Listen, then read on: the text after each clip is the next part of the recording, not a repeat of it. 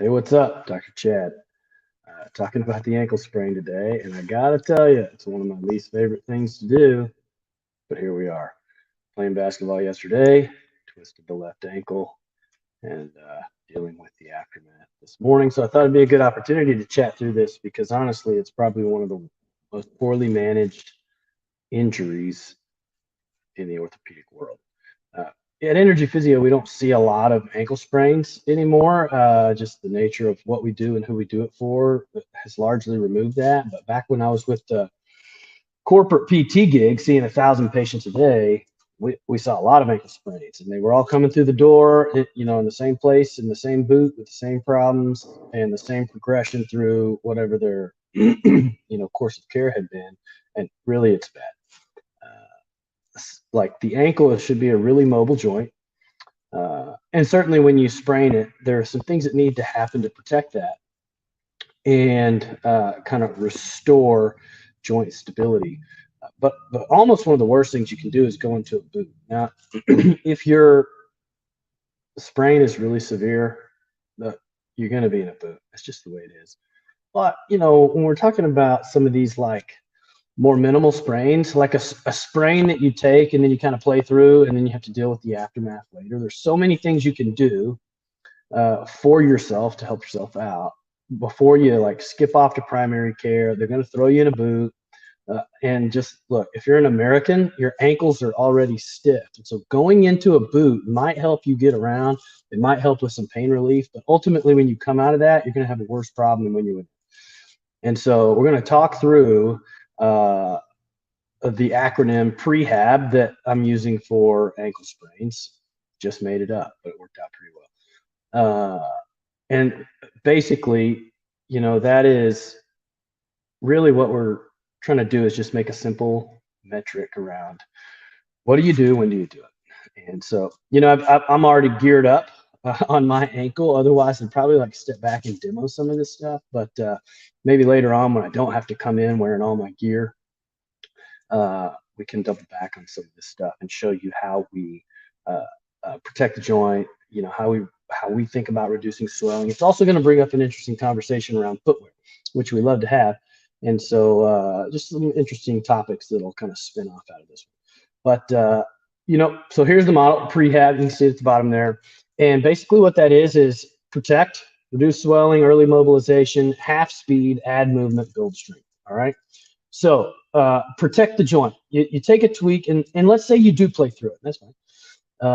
If you can play through it, it's probably not anything really wrong. Okay. So when you wake up the next day and you feel like death, don't think, oh my gosh, what's going on?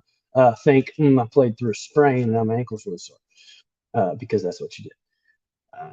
But you need to protect that, right? You're going to wake up. It's going to be stiff. It's going to be hard to get around. And so a couple of things you really need to be thinking about is how can you protect the joint in a way that helps you limit the amount of compensating you do. You don't want to be hobbling around and limping around like to really large degrees for very long periods of time. It's hard on the rest of your body, and it doesn't help the rehab process. So you want to protect the joint. And I like to do this with just a simple lace-up brace, right? You add the stability back in. It also adds a little bit of compression, which a puffy joint tends to like, all right? But you need to get something around the joint that is tight and stiff to help you move better and more efficiently without recreating the problems in the joint, right? So some things you can look for just to kind of know maybe what happened inside the joint. If your swelling is like really big softball, you probably disrupted some ligaments.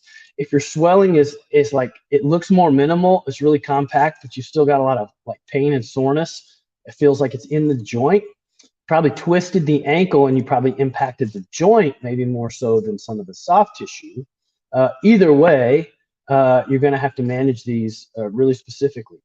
And so protect the joint, get you a brace, get you something that adds stiffness but still allows your ankle to move, right? And you want to avoid anything that could have your ankle bobble in and out, right? Don't go walk on the rock road, okay? Try to stay on the pavement, help yourself out. If you got to do it, you got to do it. But anything you can do to stay on flat ground and move in straight lines is going to help you get past the initial hump, move past the pain, allow you to reduce the swelling that much faster so you can get back to the things you want. So protect the joint. Put something on it that helps you move better, move easier, but doesn't allow the joint a lot of wiggle room to kind of re-injure, take these small little micro tweaks while you're trying to rehab out of it. Next one, reduce swelling. And this is an interesting topic because most people, when they think reduce swelling, they think, I got to put the ice bag on it immediately. And that's 100% the wrong thing to do. Ice will reduce pain, okay, but outside of that, it's not going to help you out much. And really, the pain is coming from swelling and the process that is occurring to help your body heal. And so we don't want to delay that or slow it down. There's a lot of research on ice and what it does in the body, and none of it's really good. And so, as therapists, if you're a therapist watching this, trying to pick up on maybe a couple of hacks for managing the ankle and how you can communicate to your patients, know this. If you're supposed to be practicing evidence-based medicine, why are you using a bunch of inconclusive evidence? Because that's all ice is, we need further studies to evaluate if this works really good or not, blah, blah, blah. Ice is not the right thing to do. Even Dr. Gabe Merkin, who coined the RICE method, recanted his own method and is now more in favor of an active recovery. We shouldn't be resting. We shouldn't be icing. Compression is still on the fence. We're still trying to figure that one out. But for now, we'll say it's okay in the right scenario. And elevation, whatever. The idea, though, is like swelling only moves when your muscles pump and your body moves. That activates the lymphatic system, and it's the only thing that does it. Excuse me. And so if you're not doing things that activate your lymphatic system to clear the fluid, flush it out of the joints and flush it out of the soft tissue, really you're just adding stiffness into the joint and not doing yourself any favors. Same thing with anti-inflammatories, right? NSAIDs. Anything that delays the healing process, slows inflammation down, what we're really looking at is, it helps with pain relief temporarily, but really the body is going to always resume normal processes, and it's always going to complete what it wants to complete. And so anything you add in that slows that process down, you're just adding time to the equation when you don't need to. So what we like to do to reduce swelling are some other simple tactics where we can add compression and movement. We do this with voodoo floss band, wrap the joint up where it's pretty snug, and then get some nice ankle motion moving. What that does is it compresses the fluid, creates a gradient that drives the fluid up the leg, but then the movement activates the lymphatic system. So you kind of get this double whammy of fluid removal. And remember, the sooner you get rid of the fluid, the sooner you restore range of motion and decrease pain. So that's really where you want to be. One of our favorite tools, absolute favorite tools, is the Mark Pro. All right, so the Mark Pro is simply an eSTEM device. Their waveforms, is a fancy term for like the electrical current they use, is patented. Nobody else is doing it, and it works in a different way. And they've got some settings for pain, which is their high frequency, and low frequency actually pumps the muscle. So you can sit passively, but get an active recovery through the muscle because the electrodes are making the muscles pump, pump, pump, pump, pump. It's like 60 beats a minute, maybe 120. I can't remember. Either way, you're getting a non-fatiguing muscle contraction over and over and over and over. And that lymphatic activation just helps clear the fluid, clear the fluid, clear the fluid. So like every night right now, I sprained it last night. Yesterday, as soon as I got out of the car, Mark Pro was on. We're pumping the thing out. Last night, another 30 minutes pumping it out. This morning, I didn't have time to do it. Probably sometime around midday after I've been moving around. I'm a little sore. I'm going to jump on there. I'm going to throw in some voodoo floss band. I'm going to wrap it up. I'm going to add some movement in to help clear the fluid out and start restoring normalcy to the joint. So I'm walking around in my brace. It's helping me get around better. It's helping me limit my compensations around movement. It's also helping reduce pain because there's not a lot of variability and movement in the joint that I don't need to be taking right now. And I'm doing everything necessary to get the swelling out as quickly as possible and still, doing normal life, which, is kind of a double-edged sword. You got to move around and it's going to create problems, but you got to have a way to manage those problems. So try to think about active recovery when you're reducing swelling rather than sitting with an ice bag. It's going to make your muscles cold. It's going to make your joints stiff. When you get back up, it's going to be harder to move. When in reality, if you could just sit there and do tiny pain-free ankle pumps, you'd have just as good of work done, better than the ice bag, and you're going to move better, and it's going to be easier to get Next thing, early mobilization. This is something that gets largely ignored, and this is really important if you go into the boot. Most people go into the boot with no really clear path for what to do while they're in the boot, other than just live in the boot. And then they go to rehab 4 or 6 weeks later, and it's almost like uh, they're so far behind the 8 ball, it's really hard to get them back up to speed in any type of way that makes sense. Early mobilization is the key. If you are limiting range of motion for the purpose of healing, you need to intelligently and intentionally be restoring that ankle range of motion so you don't completely stiffen up and lose it all. Because the last thing you want to do is finally be pain-free coming off an ankle sprain. Everything feels just right. You go start moving around, and you're moving around on a joint that's twice as stiff as it was before you sprained it. Because the stiff ankle is the root of all evil in athletics. It creates ankle problems, it creates knee problems, it creates hip problems, it creates back problems, sometimes it creates shoulder problems. So you do not want stiffer ankles, all right? And if you take a joint injury, an ankle sprain, you are going to get stiff. That is just the way it does. Your body is creating stiffness internally to protect itself and help you heal. But that doesn't mean you can't be taking some really intelligent measures against that. So when you come out of the brace, or if you're in the boot, you come out of the boot, you can already have near full range of motion restored. So like the idea of going into a boot shouldn't be go in the boot, leave it in there, and then solve the problems after. It should be go into the boot to protect yourself while you're moving around, but come out of the boot frequently and intelligently and intentionally restore your joint range of motion. So when you can ditch the boot altogether, bam, you're ready to go. Things are a lot easier to handle. So early mobilization is the key. And what we're talking about here almost exclusively is restoring dorsiflexion to the joint. All right. You might need a professional to help you navigate this, and that's okay. Just reach out to somebody. Reach out to me. Email me, chad@energyphysio.com. Email Dr. Caden@energyphysio.com. And we can help you understand, like, how bad is the tweak, and is this safe to do on your own? Most of the time it is. And just with a simple video, we could send you, we're looking at a really easy way to start restoring ankle range of motion. You can kind of measure and monitor on your own. Pain is your tolerance level. And it's really easy to do, but you can take some simple bands, get them just right around the joint, and start to work that joint, stretch the joint capsule back out, reduce the stiffness, and improve your dorsiflexion as you're protecting the joint and minimizing the swelling.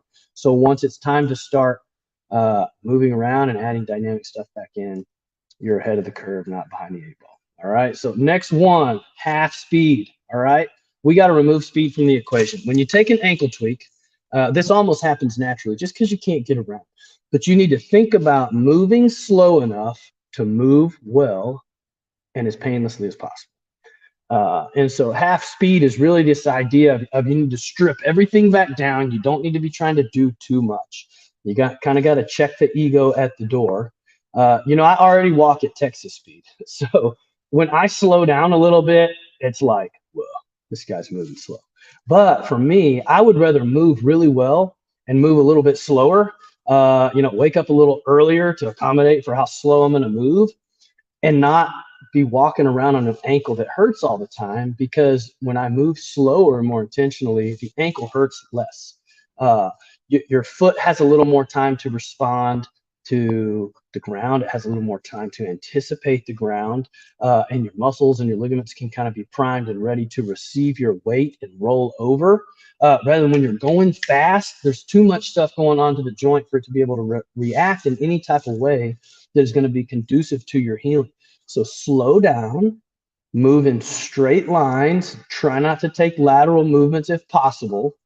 Try not to walk on uneven ground if possible. Really avoid anything that makes your ankle hurt. And that's going to be a big thing. And take the time early to figure out what those things are. Learning them as you go over a period of weeks is too slow. You're already like retweaking the joint over and over and over. Spend some time in the first couple of days moving around and understanding what things don't feel good for the joint, like what certain positions. Like when my ankle tilts to the outside, like I step on a rock the other day. Our kids had baseball. It's a rock parking lot. I step on a rock and my ankle tilts to the outside. It actually feels okay. when it forces me to the inside, that's when it really hurts. And if you know that, you can avoid those situations and be more intelligent about how you're getting from one place to the other and really speed up your process because you're not taking these little micro whammies on your joint all the time. So move slow, take the time to understand what's okay and what's not, and then avoid things that are not at all costs. Okay. Uh, so we're protecting the joint. We're working on reducing swelling through maybe some different methods than the ice bag. We're intentionally mobilizing the joint to maintain and restore joint range of motion as we're healing and the swelling starting to dissipate. We're moving a little slower to protect the joint as well, and moving more intentionally and avoiding things we know that are going to uh, hurt the joint more, make it more painful, maybe tweak it a little bit. So we're moving slower. The next thing you want to do when you notice like, hey, things are starting to taper off a little bit, I'm moving better, the pain is pretty much under control, the swelling is a lot less, we want to add in movement. All right. And I'm talking about the bigger movements like squatting, lunging, things that are really stable, things that you can do in a very controlled environment that add extra motion and force through the joint that do not include speed or anything dynamic, right? You want to start rebuilding the movement pathways in your brain, because when you tweak the ankle, those movement pathways get lost. And just because your ankle's still down there doesn't mean your brain is totally connected to it. So you want to do some really intentional, like category 1 movements where you're just moving really slow through some tempo, really grinding through the positions of movement in really like your technique is at the highest level it can be on top of the current joint, right? So remember, the joint's probably still going to be a little stiff. It's going to alter your movement a bit. You need to respect that. Don't try to blow through those positions. Take what your body gives you, but start adding functional movement on top of the joint that's safe and it's stable and it's slow. Okay. And if you do that, your brain's going to start making those connections back down there in a way that's going to help you add the dynamics back in later. I'm still on half speed here. Boom, add movement. And now that that's over, let's move on. The next is build strength. All right, so we got to add load back into this thing. And load, this is where I think anybody can take this to this point on their own if they know their body well enough and they're managing the tweak in a really smart way. You know it's not something really sinister, and you think, hey, I can work through this. We think we can get to building strength without any additional help. Once you get past building strength or starting to add strength back in, that's when it's really going to be like, maybe I need some rehab. Okay, because we think building strength, like adding true load weights, right, is step 1 in the athletic, kind of under the athletic umbrella.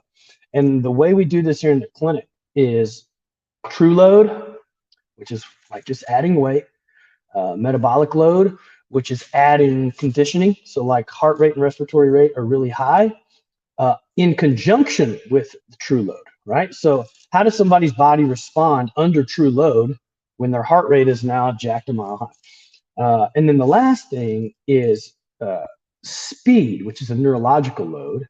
And speed actually increases all 3. When you add speed, it adds force, which is true load. When you add speed, it increases the cardiorespiratory demand, which is metabolic load. And when you add speed, it decreases the time requirement for your brain to produce the result in your body. So it adds a neurological load on the body that is just different. All right. And so this is the final deal. Like, you want to expose somebody's flaws, have them do something fast. But if you do the fast things too early, you're going to be missing out on a lot of joint and muscle improvements that you should be getting prior to getting there, right? So when you think about returning to sport, right, you need to build your strength back up first. And this doesn't have to be a long, drawn out process, okay? You shouldn't be taking 6, 8, 12 weeks to get back from a minor ankle sprain, right? You can do this, add true load in a week, and add in the metabolic and the speed in the second week if your joint allows that. So don't think this has to be like this big drawn out thing. It doesn't. But you need to test your body through these phases to understand, am I ready to return to sport or not?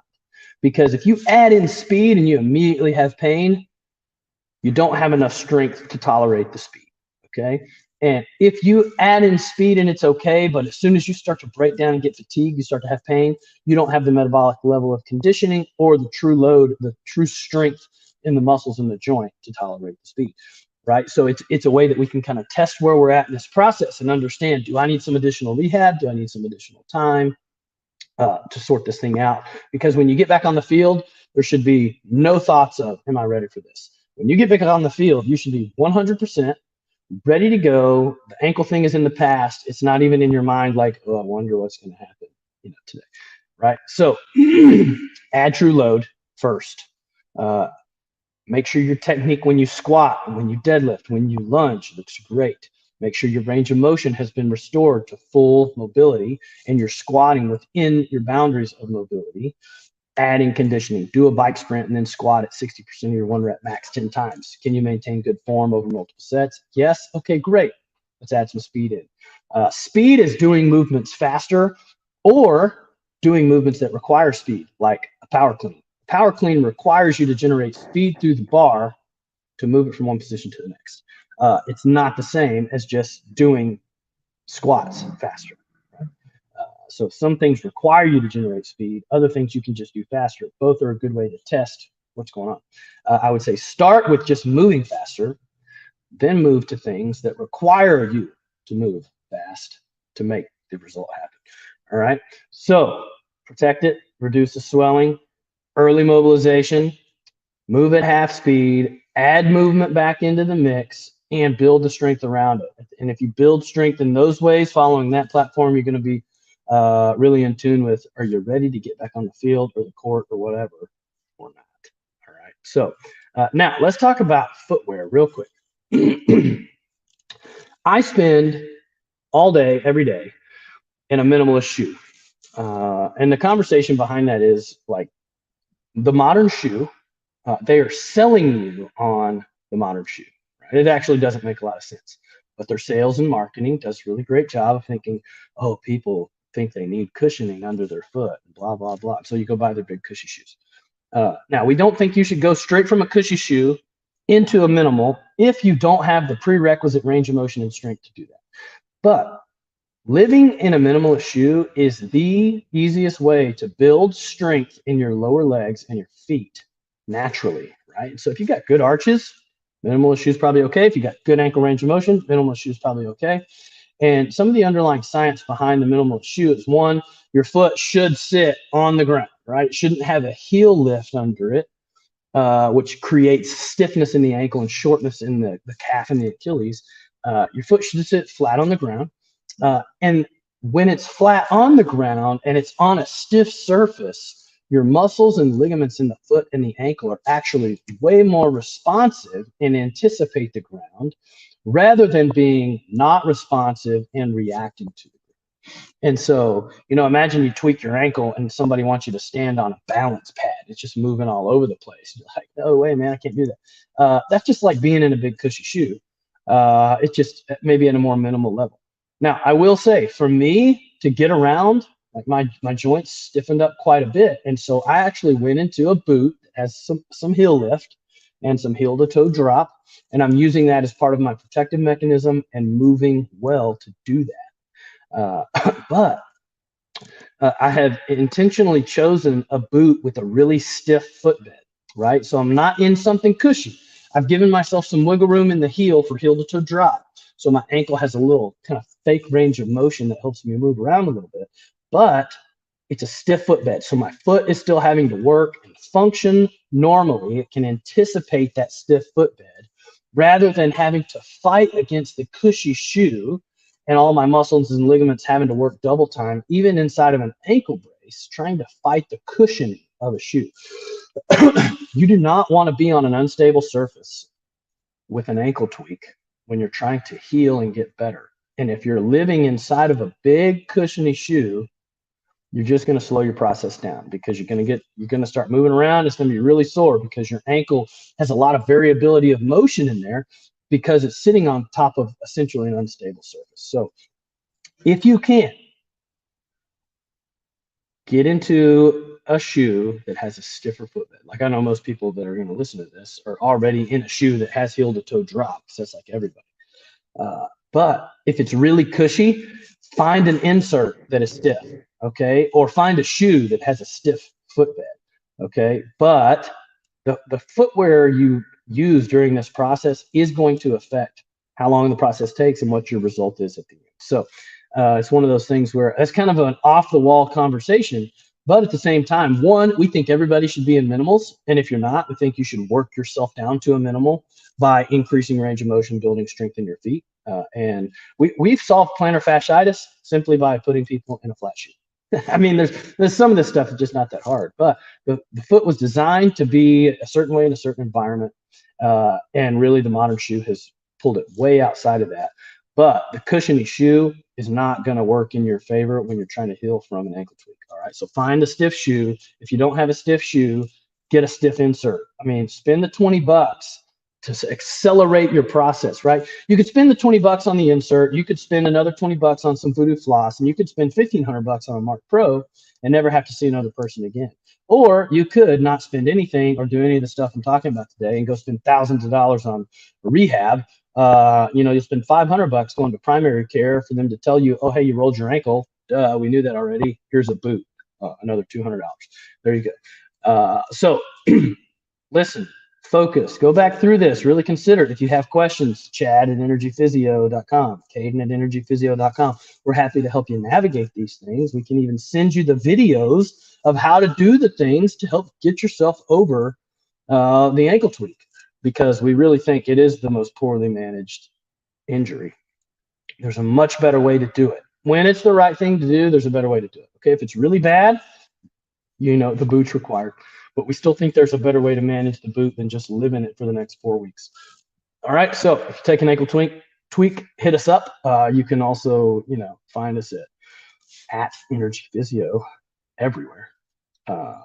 Reach out to us, drop us a comment, drop us a DM. Got any questions, let us know. If you took an ankle tweak and you need some help navigating that, reach out. We're happy to help you do it. Appreciate you guys checking it out. See you later.